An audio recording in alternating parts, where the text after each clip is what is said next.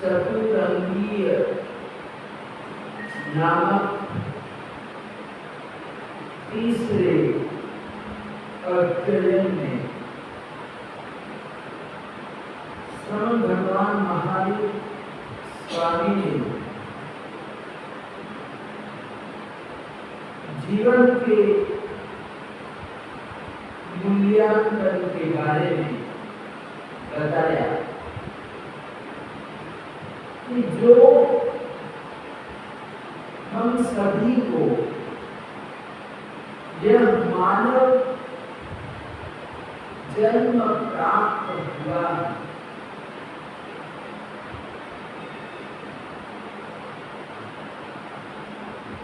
जो बड़ा दुर्लभ और दुर्लभता के साथ साथ इस जीवन की बड़ी महत्ता 84 जीवा लाख योगियों में जो हम प्राप्त नहीं कर सकते हैं, वो हम इस जीवन से मनुष्य गति से प्राप्त कर सकते हैं। परमात्मा के समक्ष 12 प्रसदा होती है। 4 प्रकार के देवता, 4 प्रकार की देवियां, साधु साधु श्रावक और श्राविका, इस प्रकार से 12 प्रसदा के बीच परमात्मा अगर किसी की प्रशंसा करते हैं, वहां पर तिर्यंस भी बैठते हैं, पशु भी आकर बैठते हैं, देव देवी भी बैठते हैं और स्त्री पुरुष यानी कि मनुष्य नर नारी वगैरह सब लोग वहां पर बैठे हैं। तो देवता लोग भी आके बैठे हुए हैं, स्वयं देवेंद्र भी उपस्थित है, सामने बैठा हुआ है। लेकिन परमात्मा, अरिहंत परमात्मा अगर किसी की प्रशंसा करते हैं तो सिर्फ मनुष्य की करते हैं। भगवान तुम्हें सत्य, परमात्मा कहते कि ये मनुष्य तू ही महान है। तो इस तरह से मानव जीवन की इतनी महत्ता है कि मानव जन्म में हम अपने जितने भी संचित किए हुए जो पुराने कर्म हैं, सभी समस्त कर्मों को हम हटा सकते हैं, कर्मों का क्षय कर सकते हैं, मोक्ष प्राप्त कर सकते हैं। सकते हैं। यानी मोक्ष में अगर कोई जा सकता है तो मनुष्य गति से जा सकता है, मनुष्य जा सकता है।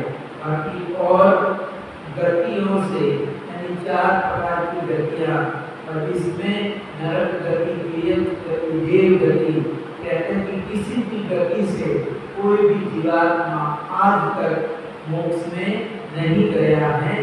जितने भी जीवात्मा मोक्ष में गए हैं तो कहते हैं कि मनुष्य गति से ही गए हैं, और इसीलिए इस जीवन की महत्ता है। तीर्थंकर भी कोई बन सकता है, भगवान भी कोई अगर कोई बन सकता है तो सिर्फ मानव बन सकता है। कौन बन सकता है? मनुष्य तीर्थंकर हो सकता है, भगवान बन सकता है, लेकिन दूसरी गति से कोई भगवान तीर्थंकर नहीं बन सकता। तो इसीलिए परमात्मा ने कहा कि जो यह हमको मानव जीवन प्राप्त हुआ है वो बड़ा ही मूल्यवान है। क्या है? बड़ा मूल्यवान है, अनमोल जीवन हम सभी को प्राप्त हुआ है। तो ऐसा जीवन प्राप्त करके हमको सम्यक दर्शन, सम्यक ज्ञान और सम्यक चारित्र, ऐसे रत्न त्रयी की आराधना करनी है। तो परमात्मा ने इस अध्याय में 4 वस्तुएं जीवात्मा के लिए दुर्लभ बताई। इन चीजों में हमने देखा कि सबसे पहले मानव जन्म, दूसरी चीज परमात्मा ने बताई धर्म का श्रवण प्राप्त करना, और तीसरे नंबर में परमात्मा ने बताया श्रद्धा परम शुद्धता, यानी श्रद्धा का मिलना भी बड़ा दुर्लभ है। और चौथे नंबर में परमात्मा ने बताया कि धर्म का शुद्ध आचरण प्राप्त होना। तो ये 4 वस्तुओं के साथ साथ परमात्मा ने इस अध्ययन में एक बड़ी चीज, महत्व की चीज उन्होंने बताई है। और परमात्मा ने कहा कि सोही उज्जूय भूयस धर्मो शुद्धस्य चित्ते, यानी परमात्मा ने कहा कि धर्म का वास कहाँ, धर्म कहाँ पर टिकता है, धर्म का निवास कहाँ पर होता है। तो परमात्मा ने बताया कि धर्मो शुद्धस्य चित्ते, यानी कि धर्म शुद्ध हृदय में रहता है। कहाँ रहता है? कि व्यक्ति के शुद्ध हृदय में धर्म टिकता है। यानी अपना हृदय, अपना दीन पवित्र होना चाहिए। धर्म को टिकाना है, धर्म को स्थिर करना है। तो जो हमारा मन मंदिर है, जो हमारा दीन है, जो हृदय है, कहते हैं कि हृदय की शुद्धि होना बहुत जरूरी है। अशुद्ध हृदय में धर्म रहता नहीं। क्या है? अशुद्ध हृदय में धर्म रहता नहीं है। धर्म अगर टिकता है तो शुद्ध हृदय में रहता है। यानी कि कोई बर्तन गंदा है, पहले से उसमें गंदगी पड़ी है, और उसमें हम दूध डाल देंगे तो क्या होगा? दूध रहेगा क्या? यानी दूध भी बिगड़ जाएगा। क्या होगा? कि दूध भी बिगड़ जाएगा। तो यहाँ पर परमात्मा ने कहा कि हम धर्म क्रिया तो कर लेते हैं, लेकिन जब तक हम अपने हृदय को निर्मल नहीं बनाएंगे, वहां तक कहते हैं कि धर्म हमारे जीवन में उतरता नहीं। तो परमात्मा ने यहाँ पर साधुओं को बोला, श्रमणों को कहा कि सबसे पहले अपने हृदय को निर्मल बनाओ, यानी कि ऋजु सरल बनाओ। क्या बनाओ? अपने हृदय को सरल बनाओ, ऋजु बनाओ। ऋजुता में धर्म है, सरलता में धर्म है, दृढ़ता में धर्म नहीं है। माया, कपट, धोखा देना, किसी को ठगना, इसमें धर्म नहीं है। क्या है? इसमें धर्म नहीं है। परमात्मा ने कहा कि व्यक्ति आज का युवा कहता है कि आज के जमाने में जीना है, क्या है, आज के जमाने में रहना है, जीना है, तो सीधे सरल आदमी का काम नहीं है। या लोग बहुत सारे कहते हैं कि आज के जमाने में रहना है तो सीधे आदमी का काम नहीं है, क्या है, सीधे आदमी का काम नहीं है, सरलात्मा का काम नहीं है, नहीं तो दूसरे लोग दबा देंगे। क्या करेंगे, दूसरे लोग दबा देंगे, उठने ही नहीं देंगे, तो आजकल जो माया कपट वगैरह करना पड़ता है। तो लेकिन यहाँ पर परमात्मा ने कहा कि जैसे जैसे हमारी माया बढ़ती है, कपट बढ़ता है, झूठ बढ़ता है, वैसे वैसे धर्म हमारे से दूर होता जाता है, यानी धर्म फिर हम प्राप्त नहीं कर पाते। तो यहाँ परमात्मा ने कहा कि सोई उद्योग, यानी सबसे पहले अपने हृदय को साफ कर, क्या करो, सबसे पहले परमात्मा ने कहा, महावीर प्रभु ने कहा कि धर्म को अपनाना है, धर्म को अपने मन मंदिर में स्थापित करना है, विराजमान करना है। तो हमारे भीतर जो कचरा है, जो गंदगी है, उसको दूर करना होगा। क्या करना होगा, उसको हटाना होगा। जैसे एक किसान होता है, वो बेचारा किसान इतना पढ़ा लिखा भी नहीं होता है, अनपढ़ होता है, क्या होता है, अनपढ़ किसान होता है, लेकिन वो वैसे ही अपने खेत में बीज नहीं बो देता। बीज बोने से पहले अपने खेत में से जो भी कंकड़ पत्थर कांटे, जो भी कचरा घास फूस होता है, उसको दूर करता है, यानी अपने खेत को साफ करता है। सबसे पहले वो अपने खेत को साफ करता है। जैसे मान लो अपने उपासकई को ही रंग रोगन कराना है, क्या करना है, रंग रोगन कराना है, कलर करना है।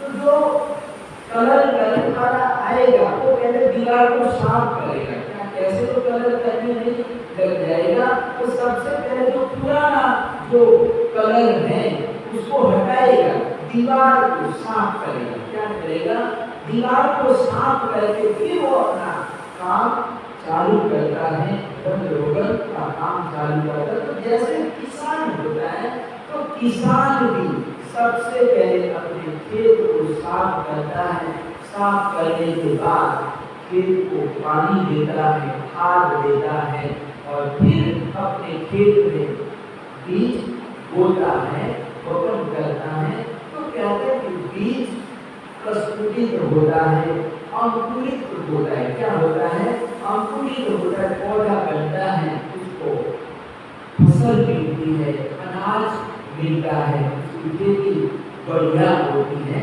तो इस तरह से कहते हैं कि जैसे किसान अपने खेत को साफ करता है, शुद्ध करता है, वैसे ही हमको भी धर्म की खेती करनी है। तो हमारा हृदय रूपी खेत है, क्या है, हमारा हृदय रूपी खेत है। तो हम हृदय रूपी खेत में हम धर्म करना चाहते हैं, धर्म को टिकाना चाहते हैं।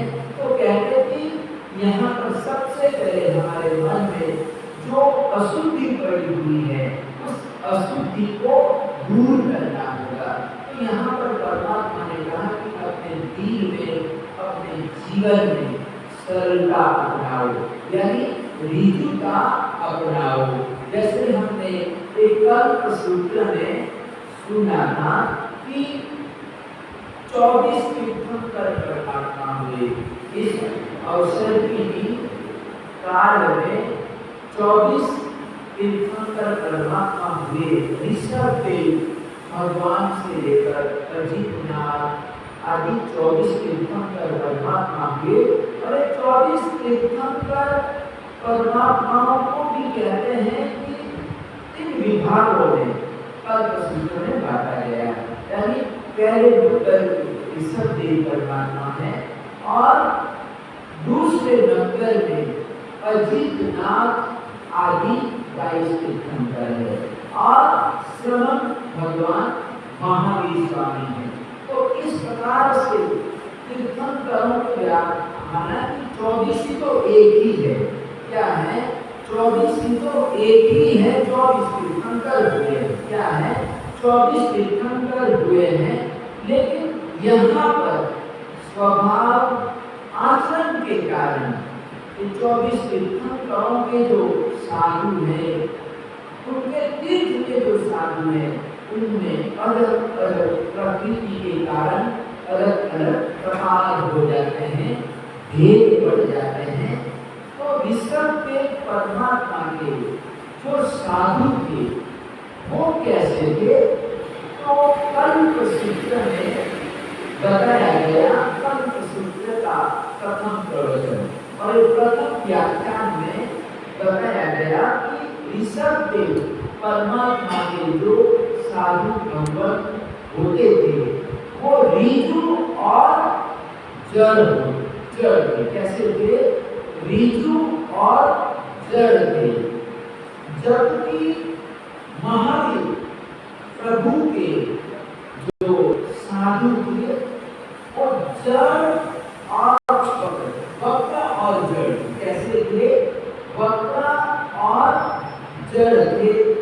जबकि अजीबनाथ आदि 22 तीर्थंकरों के जो साधु भगवत थे वो ऋजु थे और साथ में प्राज्ञ। तो यहाँ पर 3 भेद हो गए। तीर्थंकर परमात्माओं के जो साधुओं का जो भेद है वो 3 हो गया। 3 प्रकार के साधु हो गए। क्या हो गए? 3 प्रकार के साधु हो गए। तो यहाँ पर ऋजु और जड़ ऋषभ देव परमात्मा के जो साधु होते थे वो सरल होते थे। कैसे होते थे? सरल होते थे, लेकिन साथ में जड़ हुआ करते थे। यानी कि इतनी समझ नहीं उनके जीवन में रहती थी। तो इस तरह से कहते हैं वहां पे कल्प सूत्र में दृष्टांत देकर समझाया कि ऋषभ देव परमात्मा के साधु कैसे थे। वो दृष्टांत देकर अजीतनाथ आदि साधुओं के जो साधु थे वो ऋजु और प्राज्ञ थे। जबकि महावीर प्रभु के जो साधु होते थे और वक्र और जड़ हुआ करते थे। तो ऋषभ देव परमात्मा की बात कहते हैं कि किसी बड़ी उम्र में, यानी किसी व्यक्ति ने, किसी किसान ने बड़ी उम्र में दीक्षा ली। लगभग 55-60 के बाद उन्होंने दीक्षा ली और दीक्षा लेकर वो संयम का पालन करते हैं, चारित्र की आराधना करते हैं। तो एक दिन की बात है कि वो गए महाराज जी कौशल में देर लगा और कौशल को होता है 20 मिनट का, आधे घंटे का, ज्यादा से ज्यादा कोई लंबा कौशल करेगा घंटे का होगा। लेकिन आचार्य भगवत ने देखा कि इसने कौशल में इतना ज्यादा समय लगा दिया, इतना लंबा कौशल किया। आचार्य भगवत की नजर अपने सभी मुनियों पर होती है कि कौन मुनि क्या कर रहा है। वो भले एक जगह पर बैठे रहते हैं, लेकिन उनकी जो नजर है वो अपने सभी साधुओं पर रहती है। तो इस तरह से आचार्य भगवंत ने बुला कर कहा कि आज तुमने इतना बड़ा लंबा कौशल किया, क्या कौशल में क्या सोचा, क्या चिंतन किया, इसका कौशल तुमने किया। हम परमात्मा का लोकस का कौशल किया, नवकार महामंत्र का कौशल किया, किसका कौशल किया? नवकार महामंत्र तुमने दिए, लोकस कौशल में गिन लिए, क्या बात? तो वो महाराज जी कहते हैं कि गुरुदेव, मैं जब संसारी अवस्था में यानी मैं खेती करता था तो उस समय मैं खेती का बड़ा ध्यान रखता था, देखभाल करता था अपने खेत में। जो घास फूस हो जाता है, एक तो फसल होती है, फसल के पौधे होते हैं और फसल के पौधों के साथ दूसरी घास भी उग जाती है। क्या होता है, दूसरी घास भी साथ में उग जाती है तो उसको निकालना पड़ता है, तो पौधों को उठाकर एकदम साफ करना पड़ता है। और अगर उनको भी साथ में रहने दिया तो कहते हैं कि पाक को बिगाड़ देंगे। क्या करते हैं कि वो अच्छी फसल नहीं हो पाती, तो इसलिए किसान लोग खेत में बोते हैं और बोने के बाद जब पौधे हो जाते हैं तो पौधे तो उगते हैं, जो बोया है उसको तो उगना ही है, लेकिन ये पौधों के साथ साथ दूसरी भी घास कुछ बहुत कुछ निकल आती है। क्या होता है, तो उसको निकालना पड़ता है, साफ करना पड़ता है, तभी वो खेती अच्छी होती है, फसल अच्छी हो पाती है। तो उसने कहा कि जब मैं था तब तो मैं एक दूसरी जो फालतू का जो घास व्यर्थ की जो घास फूसे उसको मैं उखाड़ कर फेंक देता था, खेत को एकदम साफ रखता था, तो फसल भी अच्छी होती थी। लेकिन अब मेरे जो बेटे हैं वो प्रमादी होंगे, आलस करेंगे, मेहनत नहीं करेंगे, तो उनको ये फसल मिलेगी क्या, अनाज मिलेगा क्या, और अनाज के अभाव में मेरा परिवार भूखों मर जाएगा। तो बस मैं ये चिंतन कर रहा था। अवसर में मैंने ये चिंतन किया तो आचार्य भगवत ने कहा कि अब तुम साधु बन गए।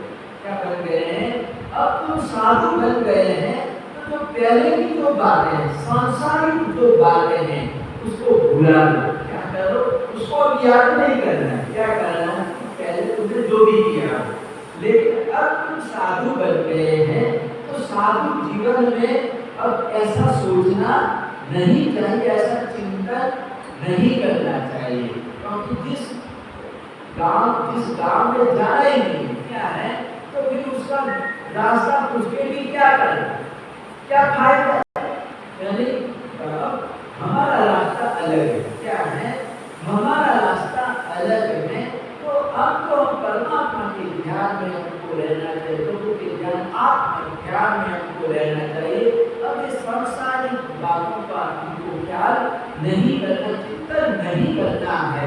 इससे हमको दोष लगता है, पाप लगता है। क्या लगता है, और तुम ऐसा सोचते रहोगे तो फिर वापस सांसारिक बन जाओगे। क्या करोगे, फिर बाना नहीं रहेगा, फिर अधिकार नहीं रह पाओगे।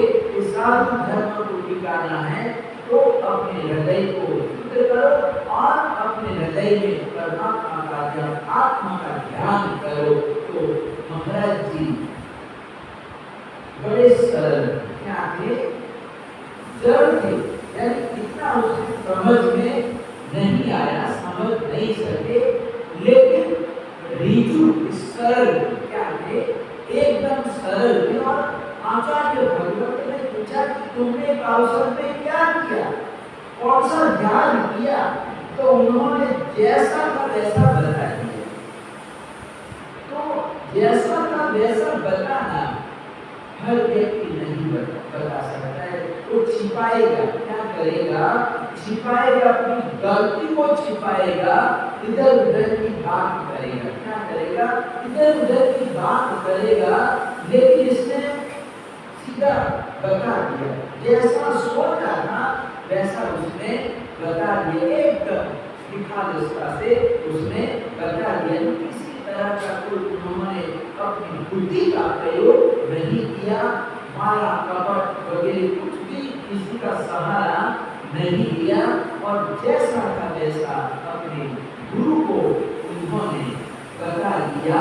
तो सरलता होती है, ऋजुता होती है, तभी हम अपने बड़ी जनों को, माता पिता को हम सही बताते हैं। नहीं तो आज जो हमारे बालक बच्चे वगैरह होते हैं वो माता पिता से भी डरते हैं, डर के मारे, भय के मारे वो सही बताते हैं कहाँ गया था, वो सही बताते हैं गया होगा कहीं और बताएगा अरे वो दिल्ली गया था, दुनिया का गया था, जाएगा वो दिल्ली लेकिन बताएगा कि दुनिया का गया था। वो सही बताता ही क्या है, वो सही इधर उधर टालता रहता है, क्या कहते हैं टालता रहता है। तो कहते हैं कि रीजू होगा, तो कहते हैं तो कभी टालेगा, जैसा हम पूछेंगे वैसा वो बता देगा। तो यहाँ पर कहते हैं कि रीजू है, सरल आत्मा है, तो कहते हैं कि सरल आत्मा धर्म को प्राप्त कर सकता है, धर्म उसमें टिक सकता है, स्थिर रह सकता है। तो दूसरा उदाहरण है रीजू और काटी। 22 तीर्थंकरों के जो साधु है वो रीजू भी होते हैं और काटे भी होते हैं, यानी उनके जीवन में सरलता भी होती है और साथ साथ में वो इतने होशियार होते, बुद्धिमान होते, क्या होते हैं बुद्धिमान होते हैं, इशारे से समझ जाते, क्या है उसको ज्यादा समझाना भी नहीं पड़ता, वो इशारे से समझ जाते। आचार्य भगवत ने थोड़ा सा कहा कि हमको ऐसा ऐसा करना है और जैसा आचार्य भगवत चाहते हैं वैसा वो अपना काम कर लेते हैं। और साथ में ऋजुता भी होती है, क्या होती है ऋजुता भी होती है। और इसीलिए जो 22 तीर्थंकरों के समय में जो महाव्रत थे,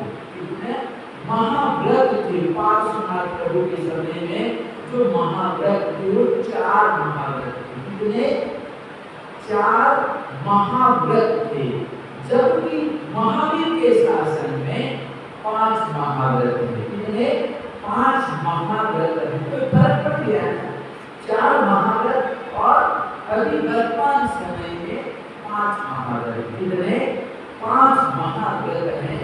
तो एक बार गौतम स्वामी का केसी स्वामी से मिलना हुआ, तो जो केसी स्वामी थे वो पार्श्वनाथ भगवान के साधु थे, किसके साधु थे पार्श्वनाथ भगवान के तीर्थ के साधु थे और गौतम स्वामी महावीर प्रभु के साधु थे। तो गौतम स्वामी के पास जो भी साधु भगवान थे, जितने भी साधु थे सबके पास 5 महाव्रत थे, क्या था 5 महाव्रत थे। और केसी स्वामी के पास 4 महाव्रत थे, कितने 4 महाव्रत थे, यानी स्त्री और परिग्रह जो बताया गया। तो कहते हैं कि परिग्रह के साथ ही ब्रह्मचर्य व्रत को भी ले लिया गया था। तो इसलिए 22 तीर्थंकरों के साधुओं के जो व्रत थे महाव्रत थे वो 4 ही थे, जबकि महावीर प्रभु के जो साधु थे और जड़ और वक्त थे, उनके लिए एक महाव्रत और बढ़ाना पड़ा। महावीर जानते थे कि मेरे साधु इतने समझदार और इतने मतलब सरल भी नहीं है, क्या है इतनी सरलता भी नहीं है और इतने समझदार भी नहीं है, इसलिए इनके लिए एक महाव्रत यानी चतुर्थ ब्रह्मचर्य और परिग्रह अलग अलग होता है। और इसीलिए 5 महाव्रत हो गए, कितने 5 महाव्रत हो गए। तो जब गौतम स्वामी और केसी स्वामी का मधुर मिलन हुआ, चर्चा हुई, आपस में बातचीत हुई, धर्म दोनों ज्ञानी क्या है गौतम स्वामी भी ज्ञानी है और केसी स्वामी भी ज्ञानी है। ज्ञानी से ज्ञानी मिलेंगे तो ज्ञान की ही बात करेंगे, क्या करेंगे ज्ञान की ही बात करेंगे। तो दोनों का संवाद हुआ और दोनों का जो संवाद अगर हमको विस्तार से सुनना है तो किसी उत्तराध्याय सूत्र में, इसमें है उत्तराध्याय सूत्र में गौतम स्वामी और केसी स्वामी आपस में क्या बातचीत हुई, जो संवाद हुआ वो संवाद आगे आएगा, मैं आप लोगों को बताऊंगा। तो केसी स्वामी ने कहा कि हमारे पास तो 4 महाव्रत हैं, क्या है हमारे पास तो 4 ही महाव्रत हैं, जबकि आपके पास 5 महाव्रत हैं। क्या है? 5 महाव्रत हैं। तो गौतम स्वामी ने विस्तार से समझाया, केसी स्वामी को समझाया कि हमारे पास 5 महाव्रत है। क्यों है? एक महाव्रत हमारे पास अधिक है, क्या है? ज्यादा है, और उसके पीछे भी रीजन है, कारण है। क्या है? कारण है क्योंकि महावीर प्रभु के जो साधु हैं वो जड़ और वक्र है। क्या है? प्रकृति से जड़ और वक्र है, और इसीलिए हमारे लिए एक महाव्रत ज्यादा है, यानी 5 महाव्रत है। तो जब ये बात केसी स्वामी ने सुना, किसने सुना? केसी स्वामी ने सुना। तो केसी स्वामी भी इतना बड़ा उद्यानी था, लेकिन किसी तरह की कोई पकड़ नहीं। क्या थी? कि किसी तरह की कोई पकड़ नहीं थी कि हमको इसी परंपरा पर चलेंगे। पर गौतम स्वामी के दोनों का मिलन हुआ, और गौतम स्वामी ने समझाया कि अभी महावीर प्रभु का शासन चल रहा है, और महावीर प्रभु के शासन में 5 महाव्रत है। 5 महाव्रत माने जाते हैं। तो केसी स्वामी ने भी सरलता से 5 महाव्रत का पालन, यानी हम भी 5 महाव्रत का पालन करेंगे। यानी आज से हम भी 5 महाव्रत करेंगे। यानी अब हम ये 5 महाव्रतों को हम भी स्वीकार कर लें, क्योंकि अब समय गुजर गया, महावीर प्रभु का समय आ गया है। क्या है? महावीर प्रभु का समय आ गया है। तो हम भी महावीर प्रभु के रास्ते पर चलेंगे। यानी अब आज से हमारे भी 5 महाव्रत होंगे। कितने? 5 महाव्रत होंगे। तो इस तरह से केसरी स्वामी के जीवन से भी हमको ये शिक्षा मिलती है कि वो इतने बड़े महापुरुष थे, लेकिन उनके दिल में, उनके भीतर ऐसी कोई पकड़ नहीं थी, ऐसी कोई गांठ नहीं कि नहीं मैं तो इसी रास्ते पर चलूंगा, क्या करूंगा, इसको भी छोड़ूंगा, ये मेरी परंपरा है। क्या है?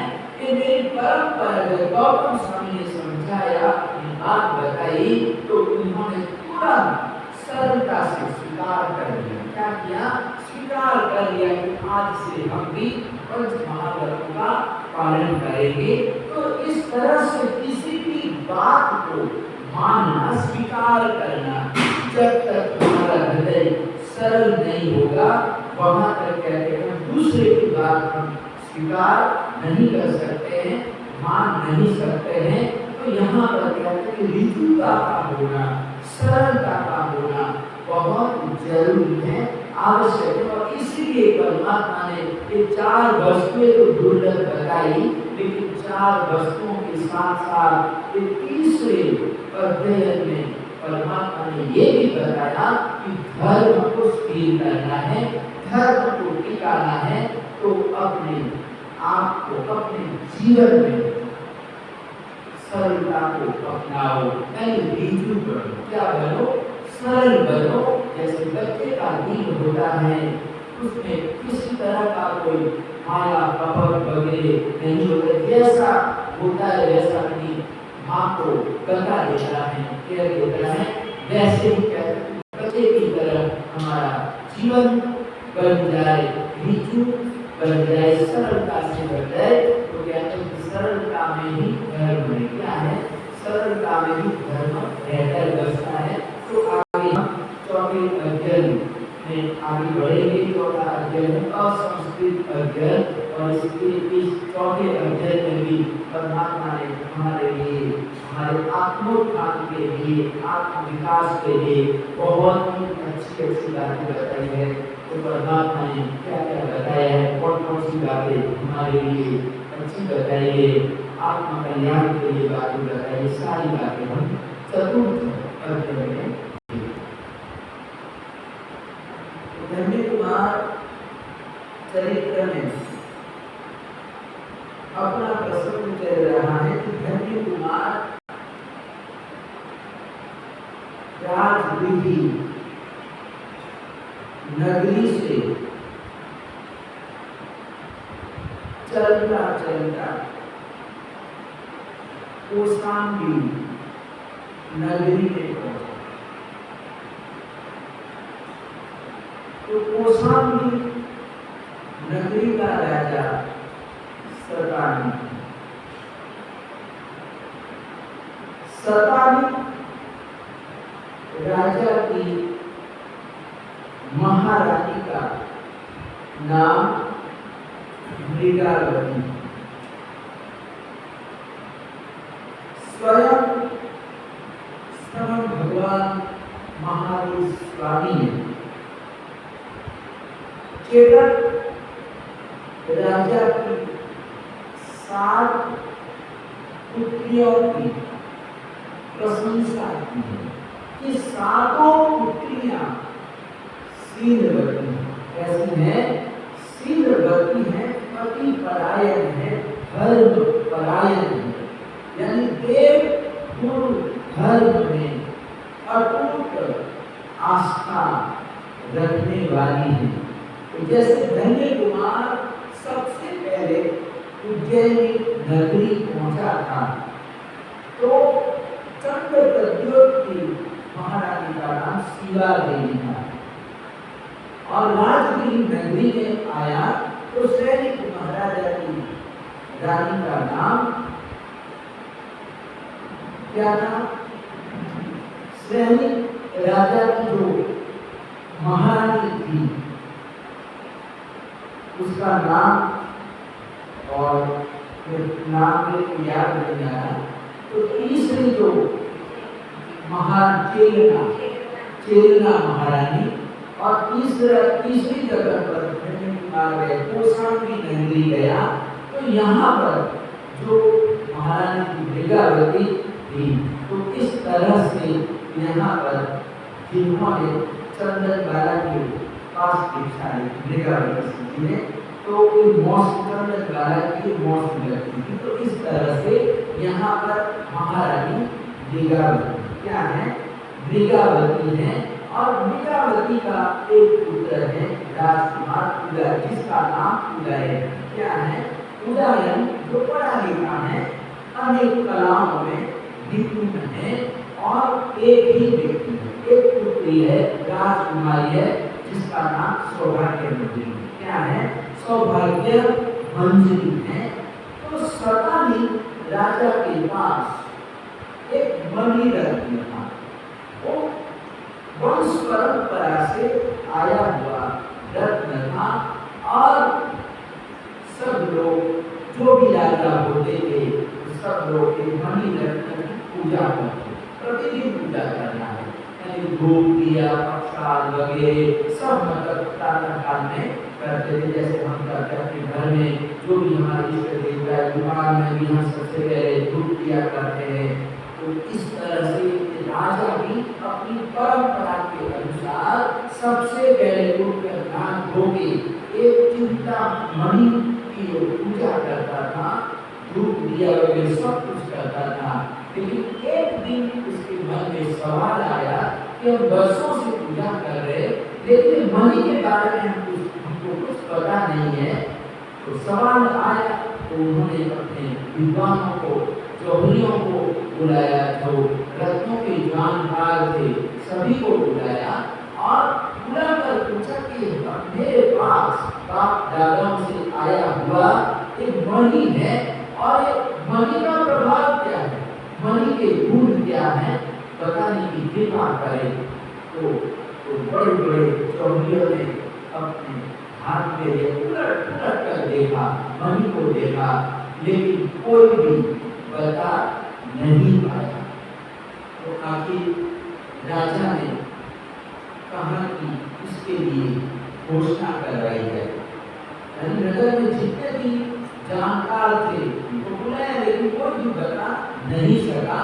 तो फिर राजा ने घोषणा करवाई खंडेरा के द्वारा कि जो भी व्यक्ति मणि का प्रभाव लगाएगा, मणि की विशेषताएं बताएगा, कहते उस व्यक्ति को मैं 500 गाँव दूंगा, 500 गाँव दूंगा, 500 भागी दूंगा, 500 घोड़े दूंगा, और इतना ही नहीं, इसके साथ साथ अपनी जो इकलौती बेटी सौभाग्य मंजरी है, उसका विवाह भी मैं उस व्यक्ति के साथ, उस युवक के साथ कर दूंगा। तो इस तरह से घोषणा हुई नगर में, कौशाम्बी नगरी में, घर घर में चर्चा क्या है, घर घर में चर्चा है।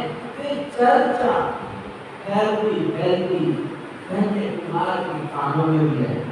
धन्य कुमार ने सुना तो उसी राजा दरबार में पहुंचा और राजा को प्रणाम करके बोला कि मैं मणि रत्न के बारे में, इस महिमा के बारे में मैं बता सकता हूँ।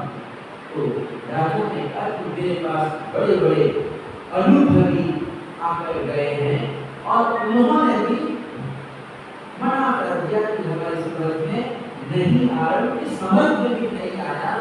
तो इतना छोटा सा युवक है और तू क्या बता पाएगा? राजा को भरोसा नहीं हुआ। क्या है? राजा को भरोसा नहीं हुआ।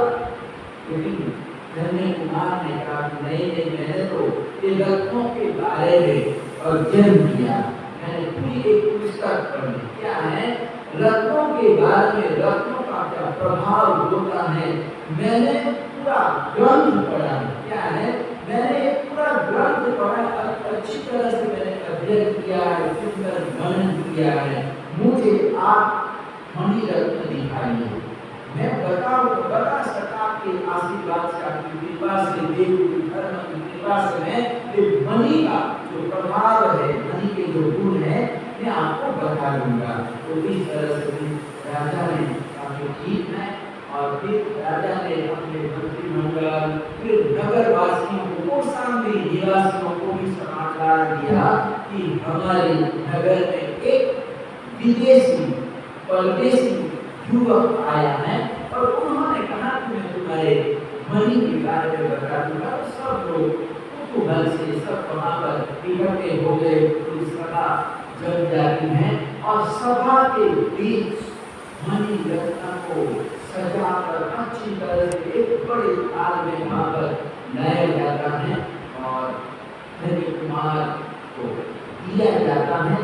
तो धन्य कुमार भी उस मणि रत्न को देखता है, निरीक्षण करता है, अच्छी तरह से देखता है और देखने के बाद धन्य कुमार राजा को कहता है कि हे राजन, आपके पास जो वंश परंपरा से जो मणि रत्न आया हुआ है, आपके पास मणि रत्न है, वो बड़ा प्रभावशाली है, यानी अद्भुत है। क्या है? चिंतामणि रत्न तो नहीं, लेकिन चिंतामणि रत्न जैसा है। क्या है?